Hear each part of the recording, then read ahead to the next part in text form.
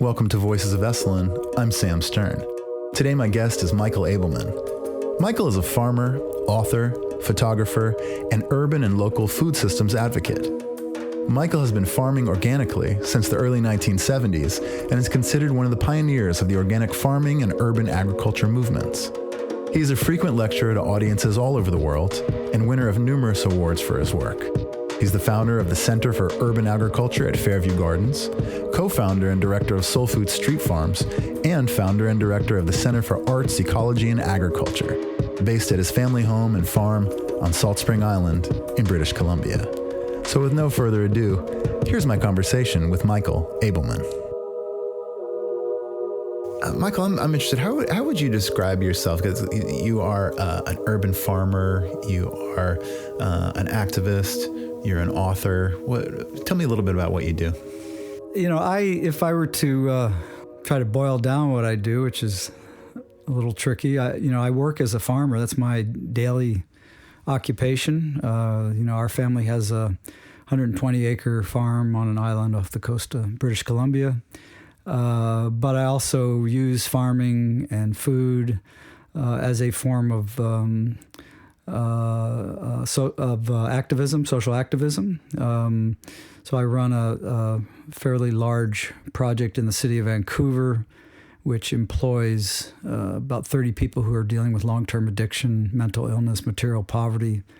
And believe it or not, on 4 acres of parking lots, we've developed an innovative system where we are producing 25 tons of food annually, and all with the hands of folks who not only never farmed, but many of whom never held a job for 2 or 3 weeks, let alone some of them have been with us for 8, 9 years now.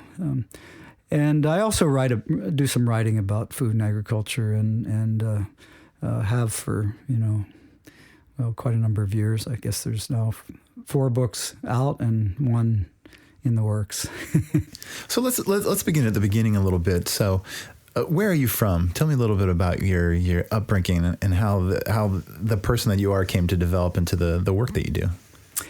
Yeah, it's interesting. I grew up in Wilmington, Delaware. Delaware being the home of the DuPont Company and 55,000 other international corporations due to its favorable tax laws. But DuPont and Hercules and a bunch of those other chemical companies are actually based there. And that was kind of the backdrop in some ways of my upbringing. My father was probably one of the few that did not work for DuPont. I grew up in a kind of peri-urban environment. My father and grandfather and great-grandfather were all from rural Delaware, from Sussex County. They had farms there. So I spent my summers traveling with my grandfather to see his farm friends and experiencing the foods that they were growing and seeing that country. But my day-to-day life was in a fairly urbanized situation. I left home when I was 16, not for any particular reason except that I was just ready to get on with my life. I figured, 12 years of public school education was a little much, and I was ready to get on with my life. I left home. It was it was what Vietnam War it was just ending, I think. Went on to live with a kind of a community of photographers in Kentucky. Very informative time. I was very interested in the visual arts. I got a scholarship to the San Francisco Art Institute. Spent about a year or 2 there. Realized that I was not interested in sitting around in little groups critiquing each other's work as if it was the most important thing on the planet. And I didn't really have anything to say. I was, if you have an interest in the visual arts or any creative endeavor, I think to some degree you have to have a story to tell, and I was too young for that, so I wanted to get out and kind of experience life. So I ended up traveling, working on farms, and eventually culminating in a 6-year stint at an agrarian commune here in California, which became very well known. We had 4,000 acres, 4 different parcels. We were the largest producers of organic food in the country at the time. It was called Sunburst Farms. It was a so-called spiritual community. So we were, the founder was a disciple of Yogananda, had actually lived and worked with Yogananda when he was alive, who was one of the first East Indians to bring that tradition to the West. But we were kind of this strange mix of Christian mysticism, Native American, East Indian, with a strong meditation tradition. And we were, all held everything in common. We were celibate, or at least I thought everybody was celibate.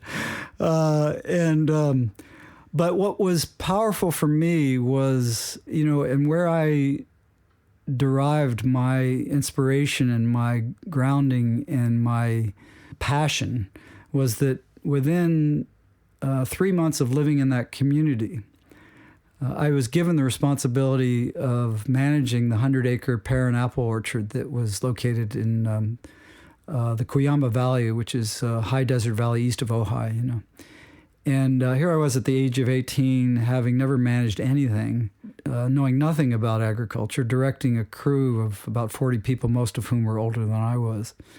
The orchard hadn't been pruned for 15 years, so you couldn't even see the alleys down the middles of the trees. I had a 1930s copy of a book called Modern Fruit Science, which was a great book. The journal from the guy who ran the place the year before and gave up in frustration. And a copy of Goethe's famous quote, whatever you can do or dream you can, begin it. Boldness has genius, power, and magic in it. Wow. Attached to the door of my 20-foot unheated trailer, And that actually has kind of been my credo, if you will, I still have that pasted on the walls of my house, And so, what was incredible about that is that, I went to work every day with 40 of my friends. We ate our lunch together under the shade of those trees. We tried out our latest theories and philosophies on each other. We speculated on the fate of the earth. It was, instead of feeling like I'd been involved with some mind-numbing drudgery, because you could be pruning for 4 months straight, or thinning fruit for 2 months, harvesting for 3 months, But I felt like I had attended an all-day party every day, The work got done, those trees thrived, and that fruit gained a reputation around the country. While the conditions were amazing, the cold nights and hot days, which brought up the sugar of the fruit, it was the passion of that group of people, the energy they felt in working with each other, the connection to that land that really infused that fruit with its goodness. And it was the most powerful primary experience for me in farming. It really taught me that, farming is more than good technique and healthy soil. It's about the energy of the people you work with. It's about community, So this sounds like this was the early to mid 70s? That's correct, yeah. What was your introduction to the Esalen Institute? Was that the time that you made your first connection? Yeah, I mean, even before that experience, I used to get dropped off, either hitchhiking or a friend was driving through here across the road and hike up into the mountains here, And then I think I had left that community. I was driving with my wife, Donna, who I met in the community. We had a 1971 Volkswagen van, and we were making our way north through Big Sur. And we blew a fan belt, which on an air-cooled engine is kind of important, And so the vehicle rolled to a stop at the top of the driveway, literally.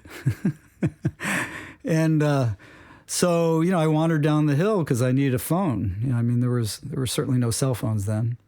And when I got down to the bottom of the hill, I had my eyes, open. I was like, wow, what the hell is this, And then I got to know Steve Beck. Steve and I are good friends to this day, And Steve would invite me to come here for periods of time to, in a consulting capacity, although I still say to this day that I think he knew more than I did, And I would spend my days here, working with the farm and garden, working with Steve, providing whatever insight I could in terms of the agriculture here. What was the farm and garden like? What was the scope of it in those days? Steve had developed the scale was pretty similar to what we see today at that time, Steve had been pretty much the one who had developed that out. There was a point when Dick Price and Steve and I got our heads together and decided to put an orchard on the 5 acres of land that Esalen owned across from South Coast. I don't know if Esalen still owns that land. Probably not. I think it's gone to the land trust or something like that. And I spent a number of months researching what I thought might work there, because we realized there was the potential to produce a lot more food for the kitchen. And that land was available. It was gently sloping. And so Dick and I walked through there a number of times. I came up with a plan. We came up with a budget. We did a lot of, created a map. We were ready to launch, and then he died. I, of course, stayed involved here and have through the various successions of farm and garden managers and directors, and have had the unique perspective of seeing things from over time, which I think is really pretty awesome. It's you don't have the answers, but you can see the cycles. So tell me about where your journey led you after you kind of finished at this agrarian commune. Did you say it was called Sunburst? Yeah, it's called Sunburst Farms, also known as the Brotherhood of the Sun. I left that community. My first wife and I, Donna, went to work for Michael Douglas for a short period of time, the actor, and he had a 12-acre piece of land above Santa Barbara, which I helped him develop. And our eldest son, Aaron, was born in the basement of his house. I delivered him. We left there and moved to British Columbia for a period of time, to the interior. We worked on a rather large sheep ranch up in BC, in the interior of BC. Came back. I heard about a place that I had done some grafting for, a farm in north of Santa Barbara in Goleta, called Fairview Gardens, which was one of the kind of the progenitors of the organic movement, one of the early places where people were looking to for guidance and as a model. And the guy running that place had asked me to graft a bunch of orange trees to a different variety, which I did. About a year later, I heard he was leaving. I came and ended up taking over that project, and I stayed there for 25 years. And raised Aaron there. That became quite an amazing project. We would have thousands of people coming through there every year for various workshops and programs. We were growing about 100 different fruits and vegetables. We were supplying food to about 500 families in the region. We were demonstrating some really innovative stuff that was at that time kind of new.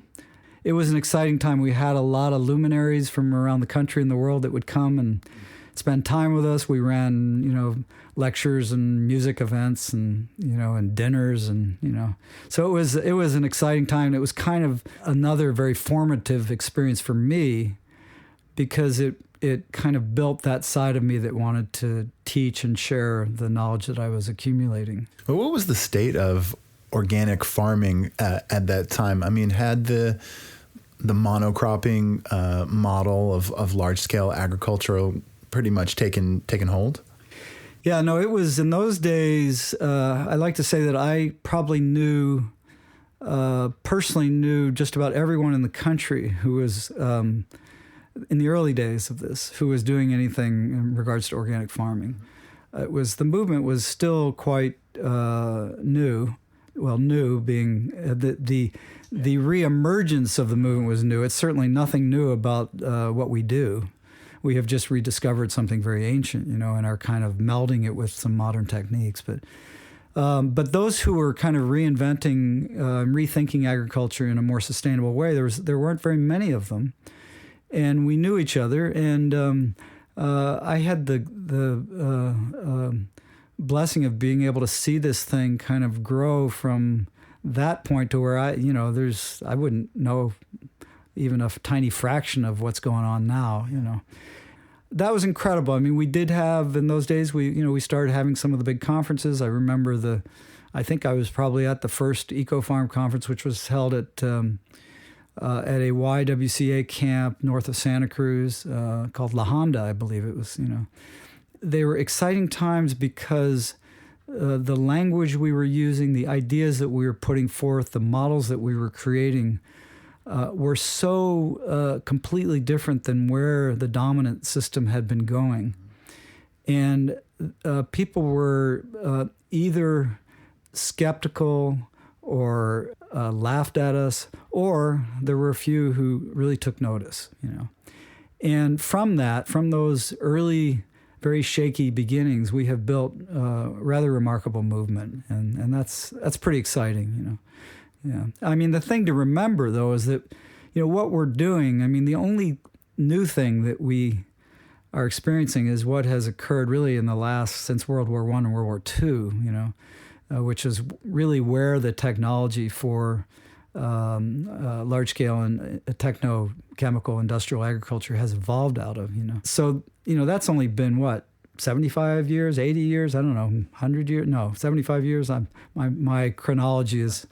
That's not a very long time in the broader scheme of things, I mean, you're looking at roughly a 7,000-year tradition for most of that time with some pretty sensible, sustainable methods. And then all of a sudden, a dramatic and quite drastic shift, which has had a pretty profound effect in many respects, socially, politically, personal health-wise, So we're kind of now just beginning to see the work that we started 50 years ago taking root in creating a bit of a shift.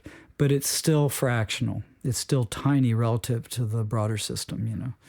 We're still only a few percentage points, which is amazing considering, how long we've been doing this. We have every product, every commodity, every fruit, every vegetable, every possible agricultural product is being produced on every scale with really good methods. So we have the models. It's not like this is limited to one scale or one product, And yet the industrial system is so entrenched and there's so much deep money behind it that we have not seen the kind of wholesale shift we would have expected at this point. So. Yeah. I mean, for someone like me, it feels like organic food is everywhere, and I almost feel like I can't even trust all the labeling that goes on, because I go to a place like a Costco or whatever, and they've got this prepackaged food that has the organic stamp on it. I don't know. What's your thought about the state of the labeling and the certification processes these days? Well, I was pretty outspoken when I was farming here in California, when there were a group of people who were pushing very hard to have the U.S. federal government pass national legislation. I felt that having the USDA monitoring organic was kind of like having the fox guarding the chicken coop, because historically they have done nothing but enable the very system that we're trying to shift, And so I had trouble with it. I had deep concerns about the certification programs that were evolving because they essentially were a one-size-fits-all, and they penalized the smaller growers with just unbelievable amounts of paperwork and inspections and costs. Some of that has been resolved and improved. And I think looking back, some of the very concerns that a few of us, I was certainly not the only one, had when this legislation was being pushed through have come to pass. We are seeing, for example, a lot of crazy things being allowed under the label of organic that we just don't agree with, And so, like what, Michael? Well, like being able to grow in soilless mediums, that's really, to us, that crosses almost a spiritual line for those of us who work on the land. It is the soil and only the soil that is the foundation for this movement. In fact, the foundation for our everyone's lives.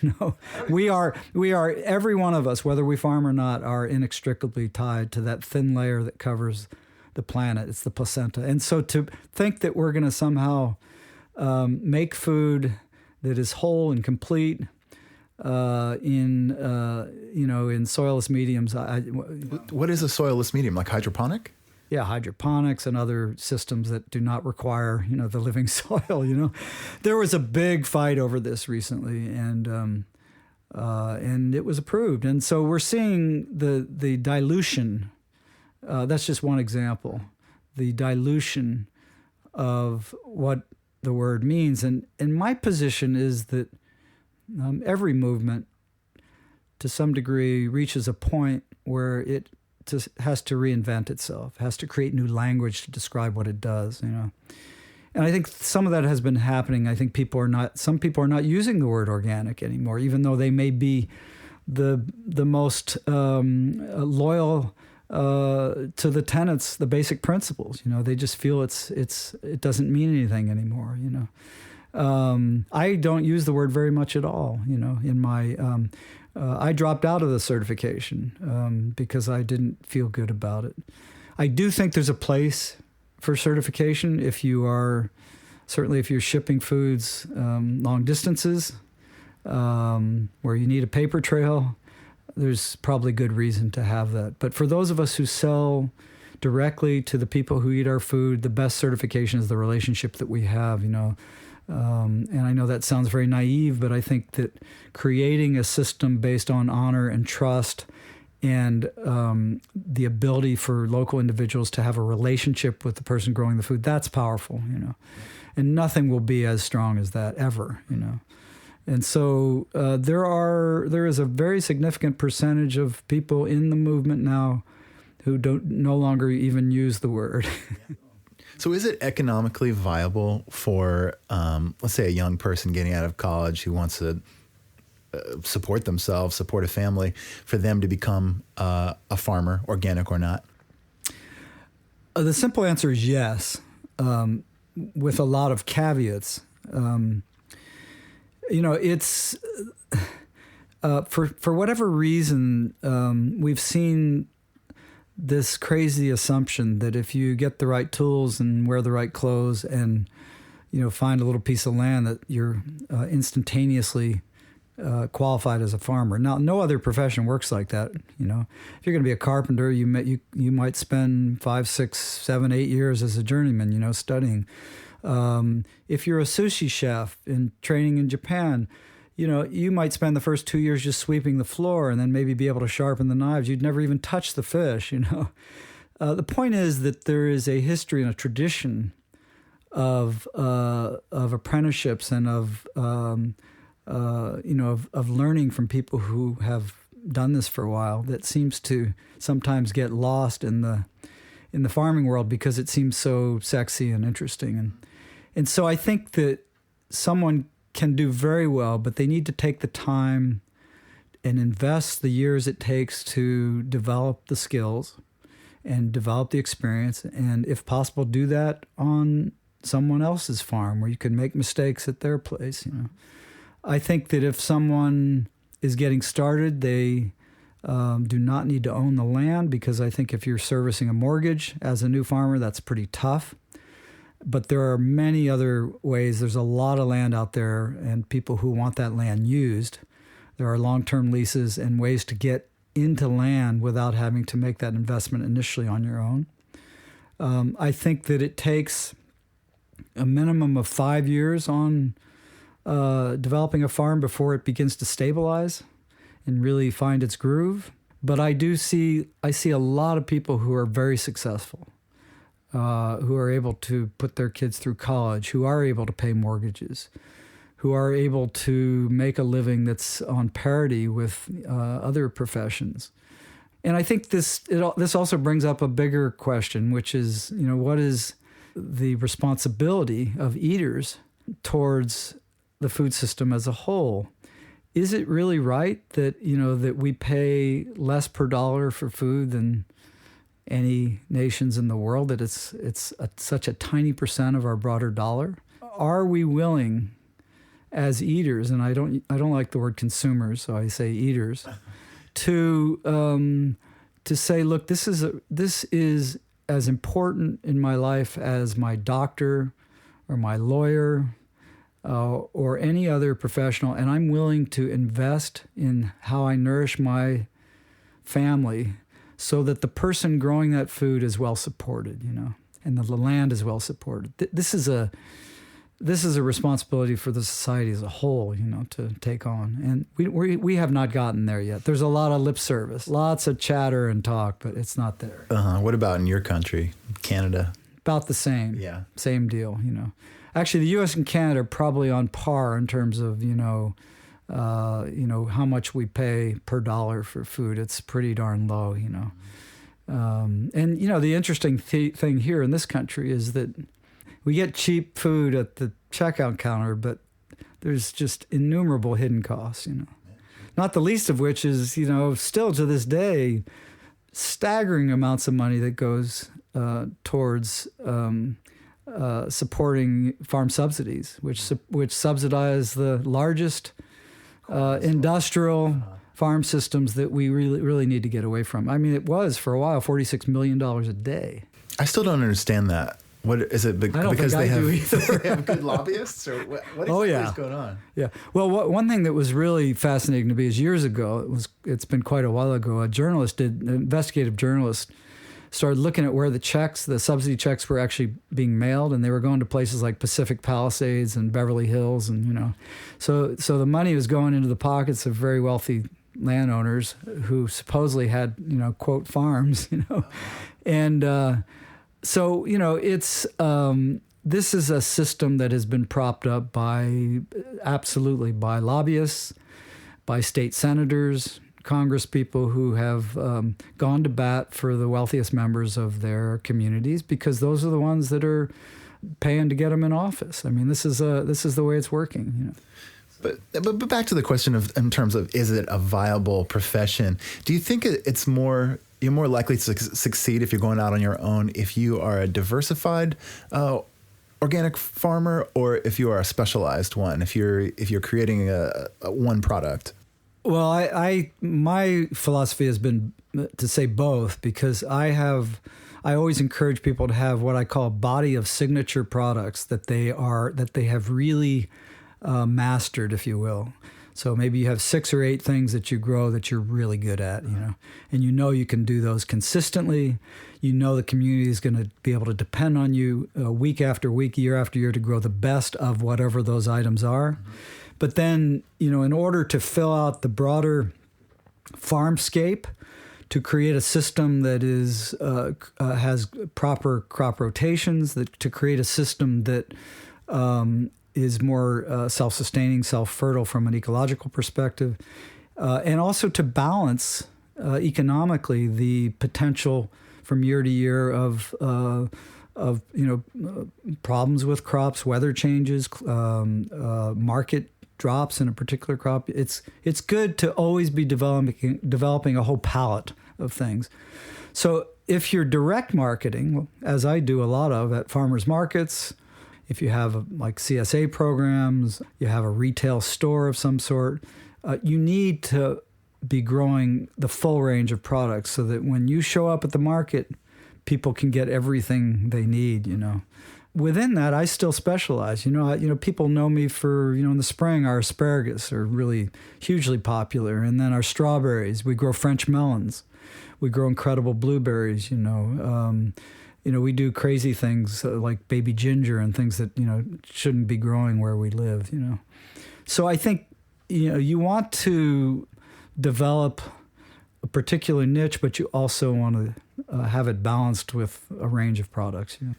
Would you say, is there a sweet spot for number of employees? Like I used to work for, when I first came out to California, I worked for Molino Creek Farm up in Davenport above those guys. Cruz.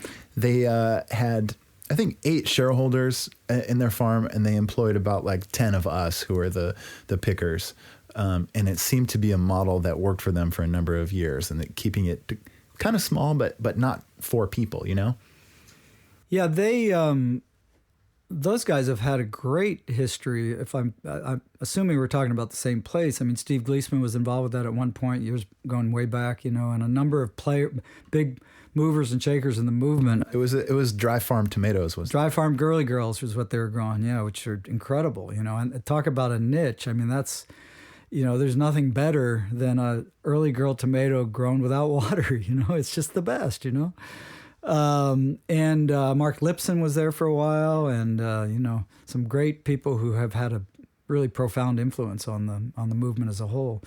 So yeah, that's a great example, because that's there's one farm that has worked within the particularities of the land and the climate they're working with, within the particularities of the community they're serving, the likes and dislikes of the people that are working there. They really personalized it, They localized it, and you could go 10 miles down the road, north or south, and find a completely different experience, It's also personality based, I've looked at a lot of farms, and they're remarkable. They really mirror the people who are stewarding them, that are managing them, the crops that are being grown, how they're being grown, how the place looks, it's fascinating, Tell me about Soul Food Farms. How many people do you employ, and who do you employ there?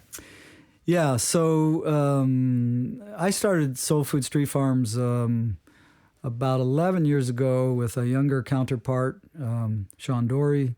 We started on a little half-acre parking lot next to a dive hotel on the downtown east side of Vancouver, which I think I described earlier in our conversation. Maybe not, I can't remember.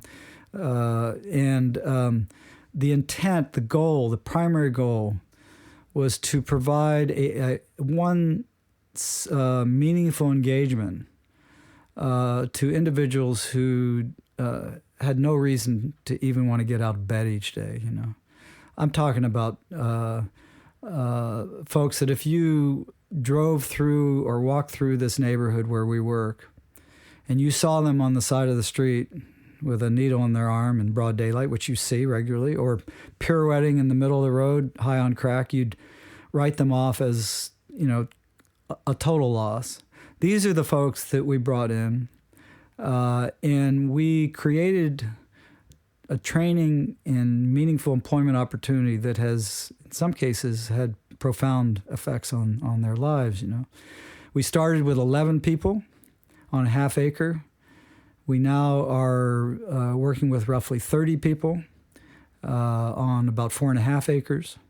As I said earlier, we produce 25 tons of food, which is remarkable, on pavement, using a very innovative box system that is designed to both isolate the growing medium from either pavement or contaminated soil, which most cities have, and to allow us to move on short notice, which is a reality, especially on the coast, because most urban land is too expensive for landowners to allow it to be tied up in farming. So we have the ability to move on short notice. Have you had to move your boxes? We have. We had to move our main headquarters site a year ago. It was quite successful. We did it, we had to use like semi-trucks and forklifts, and we moved entire crops growing in the boxes, loaded them on the trucks, moved them to the new site, unloaded them, reset them up, How large are these boxes, Michael? They're roughly 40 by 40. They're the size of a pallet, essentially, the footprint of a pallet, shipping pallet.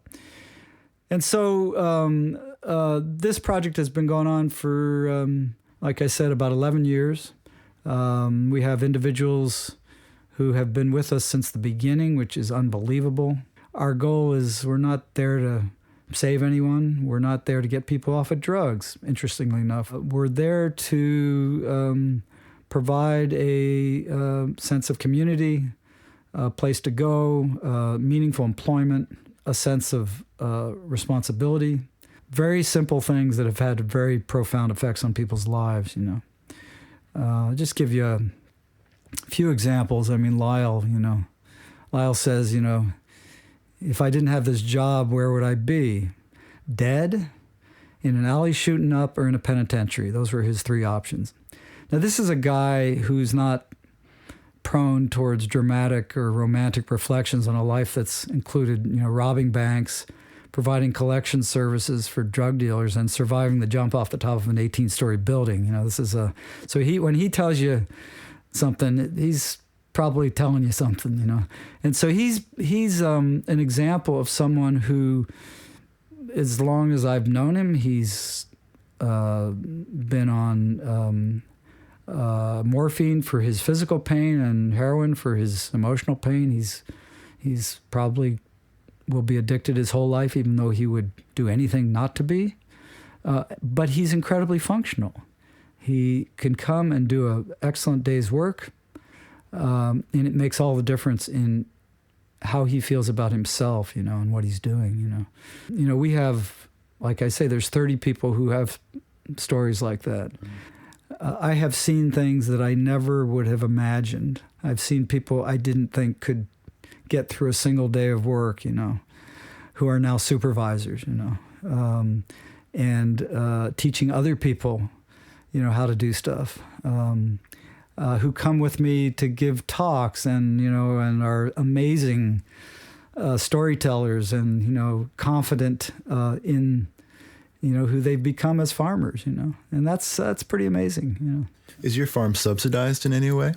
Yeah. So we generate roughly about $300,000 a year in gross revenue from products grown and sold, which is pretty decent from a few acres of pavement, But I have to raise $300,000 or $400,000 a year in order to support the social side of what we do. So that's things like, rain gear, breakfast program, teaching people how to drive, financial literacy, taking people to the hospital or picking them up from jail. I mean, these are things most farms are not doing. And, the staff that we have are probably never going to work at the same level as another farm. So we do have to raise some money to subsidize the effort, And so, that's something that early on, I wanted to see the thing operate like any other farm, paying its bills by the pound, But I soon realized after a year or two that was never going to happen, So. Yes. And how do you raise the money? So we have Soul Food Street Farms is wholly owned by a registered charity, which I formed as well, called Cultivate Canada, which has even a broader mission than just the farm itself. And so we are able, through that charity, to raise funds. In Canada, you can operate as a charity under three missions. One is religion, which we are not, education, or alleviation of poverty. So we kind of fit into the last two categories. And so we've been raising money over the years to keep it going. We try to every year increase the earned revenue part. I still have hopes that maybe someday that will be the dominant source of income. Yeah, I admire how you've been able to weave in sort of ideals into the act of farming, and it's really cool. My wife Candace just went to this conference that was up in Santa Cruz about a week ago. Do you know what it was called, Mike? Eco Farm. Yeah, Eco Farms. Yeah. And she was just like, all these people there were just so cool. There was something to them. It was like they were wearing their ideals as part of their garb, part of who they are. That's a beautiful observation. Yeah. Eco Farm is a real kind of core piece of, I was telling you earlier, it was, I remember being at the first conference. It's now built into a huge network, it's very popular. And I think that, for me, and I think for many of my colleagues who've been at this for a while, there is this sense that we need to use our skills to and insert them in those areas of our society that have been underserved. One of the challenges that many of us has faced, and I had to recognize this. I had a real reckoning years ago where I realized that I'd been farming all these years, but that the majority of the food I was growing, the majority of the organic food I was growing, was going to a very narrow segment of the society, and that's simply those who could afford it.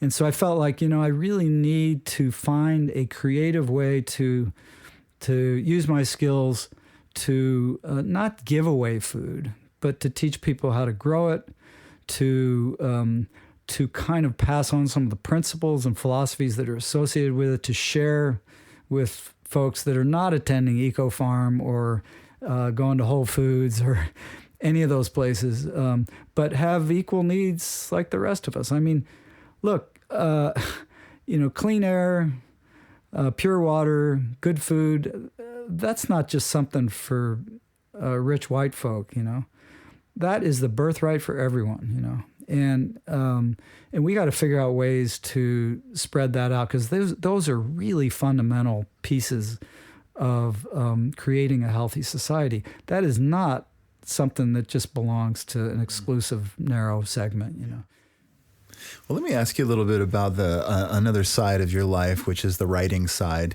You're the author of at least 4 books that I know about, From the Good Earth, On Good Land, which is the autobiography of an urban farmer, Fields of Plenty, A Farmer's Journey, In Search of Real Food and the People Who Grow It, and of course Street Farm, which is about your Soul Foods project. I couldn't think of anything that's more different than farming, I'd say, than sitting behind a computer and typing. So how does that fit into your life?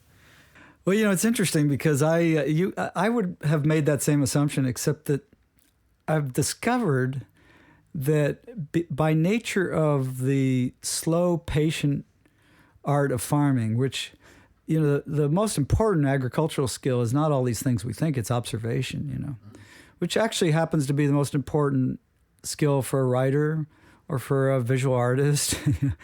So, I'm writing every day. I'm in my fields, in the notebook of my brain. There's the stories. Every day there's a new story or some revelation or something, some observation that's just unbelievable. It's such a fascinating thing. It's a biological system, which means every minute it's changing. And so I get to witness this incredible performance on a day-to-day basis that goes on my farm, And so the part of sitting down and actually putting the words to the screen is kind of the final act, It's like, the stories have been going, I have endless stories, I am the last person, and I say this with great sincerity, that I ever would have imagined writing books, because I'm very kinetic and very physical, and I just don't sit still. I was the worst student in school, I am the last person I ever would have imagined going out and giving speeches, which I do a lot of, And yet, when you live a life that's rich, maybe not affluent, but rich, it's a difference, biologically and socially, in terms of the work I've done, you just want to talk about it, and you want to write about it. You want to share it with people, And so I found a lot of farmers are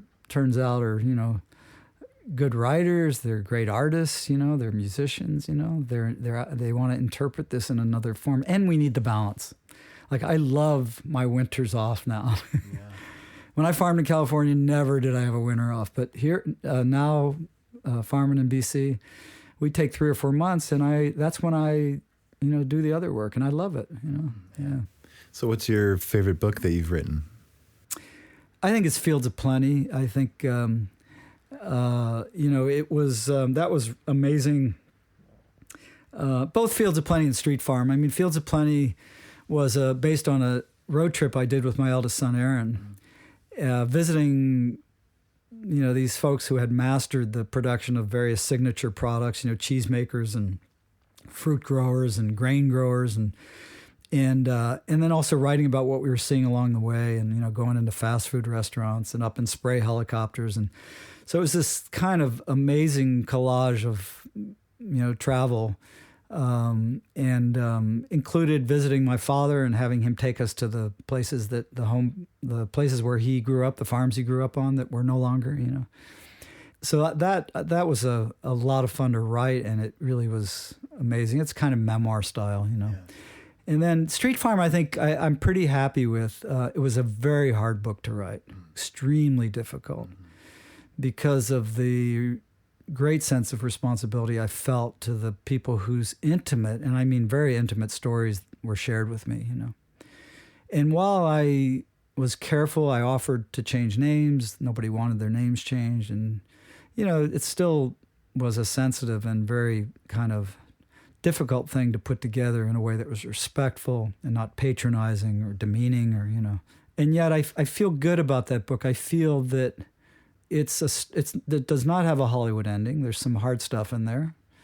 But it treats my coworkers with great respect, I believe, and it honors the work that they've done and the incredible courage and perseverance that they've shown me to get up and come to work and do and care about what they're doing. These are folks that, people wouldn't look at like that, but some of them are my heroes now, Yeah, so. And are you working on a book at this moment?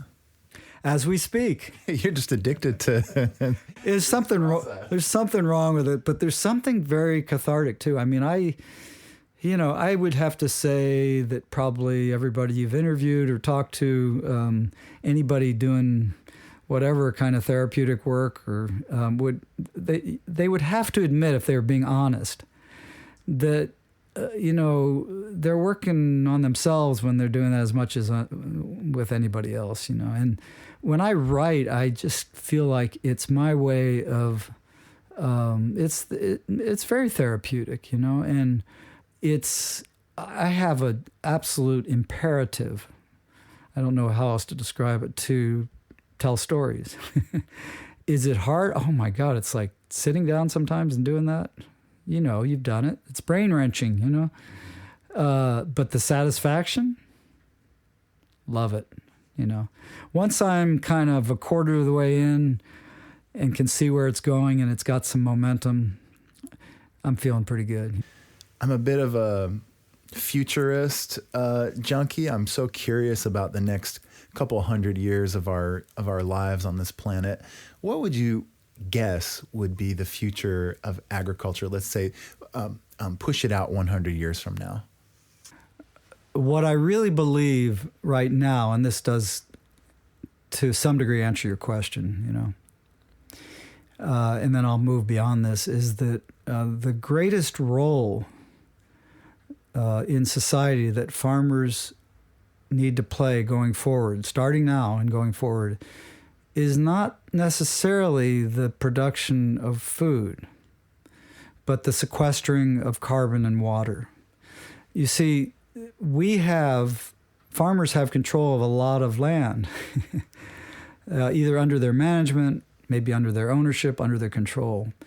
We now know that there are very specific techniques and methods to intentionally accelerate the sequestering of carbon. And I add water to that as well, because I think that's important as well. And I think that we really need to take that responsibility seriously. And it's not complicated. On my farm, which is 120 acres, I have more than half is in pasture at any one time. And that appears to the uninformed eye to be a kind of a passive, non-productive use, but it's exactly the opposite.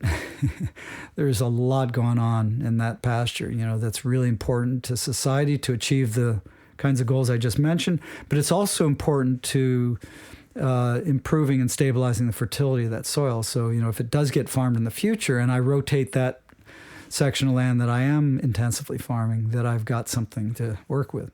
So I think that's really important, and we need to develop those skills. We need to improve them. There's been great studies done, great work done now that is a really valuable thing that can be done, and the impact is huge, really major. I mean, going forward, I think that my greatest concern in where I think a lot of us who are agrarian elders are putting our energy is that we need to repopulate our society with many, many more people doing this work. It is not any longer enough to be writing about it or making movies about it or talking about it or feeling good because you go to the farmer's market. We need lots more young people to get into this profession. And we need to be able to demonstrate that they can make a decent living doing it so that they'll do that. And we need to help them find new and creative ways to access land, to develop the skills, to access capital, like any business, so that they can get started in a strong way. Because if we continue the way we are, where 2% of the population is growing the fundamental nourishment for the rest, we will continue to see the vast degradation of the land base, the quality of food continue to diminish, the health of the society to go down. We need to get more people involved with this. And we need to put that sense of honor and craft and respect back into a profession that, frankly, for a long time got a bad rap. It was considered to be some sort of lowly thing that, we really need that. We need for young people to see this is a really high art form in craft, and it is. It is. And to know they can make a decent living doing it as well at the same time. So, yeah. Do you have any self-care tips, because you're out there farming? I mean, I'm just curious how you've kept yourself in such great shape. Yeah, I know. I mean, I'm 64. I got to be honest. Genetics is a big piece. We know that, but it's not the whole thing. And I have been fairly conscientious, not always, about taking care of myself. So pretty simple, basic stuff. I do try to stretch regularly. You can call it yoga if you want. I guess this audience can handle that one. I have had a yoga practice. I'm coming out, for since I was 18 or 19, I think. I eat well. I have the privilege of eating well because for years and years when I was farming in California, people come into my house and they'd open up the refrigerator. There'd be nothing, maybe a can of mayonnaise or something. And there was always this shock, well, the food was all out in the fields, We ate every day fresh from the fields, before every meal we harvested, So that's a privilege, and I recognize that. And I have taken good advantage of that privilege, I am not a fanatic of any particular diet, although I believe fundamentally in basically a plant-based diet, but I'm an omnivore. I eat everything. I like to know that the source of everything is reasonably good if I'm traveling, for example. But I'm not nuts about it. I no longer have created a mental state that forces me to agonize over every spoonful, because I think that's way more unhealthy than just eating whatever is put before you, So I don't go into the head trip too much,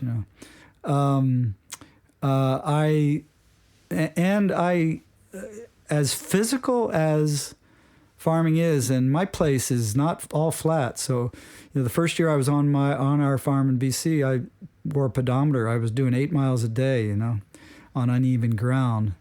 But even with that, I think that I needed additional physical outlets. So I swim. I love swimming. I think that, and I try to sleep. Sleep's a good thing, Sleeping is really good. And I take chunks of time. My winters are just very special, because if I'm writing, I'm also, taking time to hike and, whatever else. So, it's pretty damn simple, My gosh. I say to people, I still consider that Big Sur and Esalen to some degree as my kind of spiritual home. I really feel that way. I have written all or part of all 4 of my books, and now I'm working on the 5th one here in Big Sur. For some reason, I can't write at home. I live in this really quiet, remote place, and I can't write there because my physical work's out there looking at me all the time. Right. Well, Michael, I want to end this by asking you to repeat that quote about boldness, which I found so profound, and kind of how that pertains to your life as you live it today.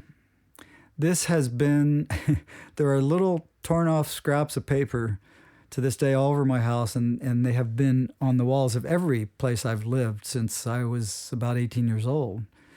And it is a quote attributed to Goethe, although there is some question as to whether he actually wrote it, but at least parts of it, which is, whatever you can do or dream you can, begin it. Boldness has genius, power, and magic in it. And this is about, the importance of taking the first step, jumping off the edge without knowing, experiencing the unsupported moment, being willing to take risks, having a dream and with no possible idea as to how you're going to achieve it, no resources to achieve it, no support system to achieve it, but on some level being willing to take the first step. And when you do that, all doors begin to open. And I am one that can tell you from personal experience that this is absolutely the case. All kinds of possibilities and support systems avail themselves to you when you do that. And doors open and things happen. And nothing that I have done in my life, I have no college education, I have no experience fundraising, I was never trained to be a writer or a speaker or anything, or a farmer.